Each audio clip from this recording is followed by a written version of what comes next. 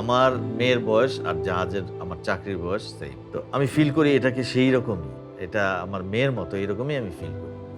আমাদের শিপটার মুভমেন্ট হয়। আমরা এক জায়গায় ২-২.৫ মাস থাকি, দেন আরেকটা জায়গায় যাই।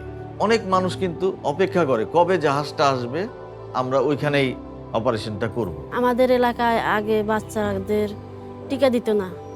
এখন আমরা কাজ করা থেকে এখন বাচ্চার মায়েরাও আমাদের কাছে আসে। কোন দিন বাচ্চাকে টিকা দিব, কোন দিন ডাক্তার আসবে আমাকে একটু খবর দিয়েন।